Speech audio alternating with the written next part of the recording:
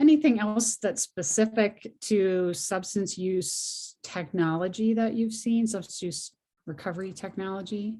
Yeah, I mean, there are definitely there's a lot happening in the space of app-based peer support, and even now, VR-based peer support. And, as we know, having people that you can turn to, that you can lean on when you're struggling, whether it's, your AA sponsor or someone else, being able to have those people to help hold you accountable and do all those other things that we know are critical, we know works, is incredibly important. But for some people, depending on where they're living or if they just moved or where they work, accessing that kind of network in person can be a challenge.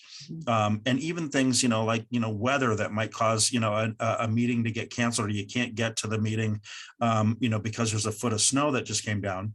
If you can do some of those things through apps, you cast a much wider net. And so the odds of me finding someone that really gets my situation, that's been through something similar, that will understand when I reach out to them, it's a much greater odds of finding that person if you're able to look across the whole country than if I was just, looking, or whole world. Exactly.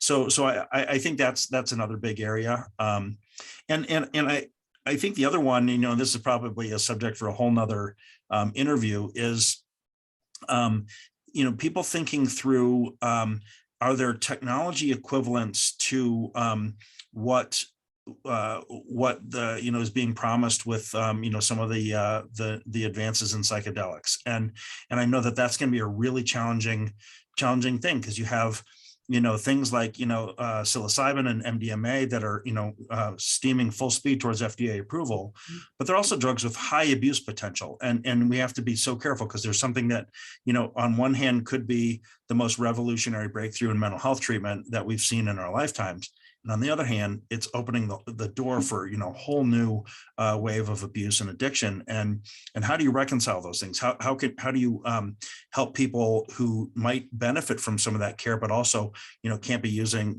substances with high abuse potential? Can you get them there? When there's people already working on saying, well, can we mimic some of those experiences, or at least elements of some of those experiences, using VR, using apps and stuff like that? Oh my goodness. Yeah, time Tech time will equivalent to tell. psychedelics. Yeah. I think of the movie Fantasia. Right. Is that another plug for the conference? No, you came full circle there? Just came to mind. But that's a really interesting question. What's the tech equivalent of psychedelics? Right. And I think we're going to need to look at that, because that's, it's about to become a really huge issue that we're going to have to figure out.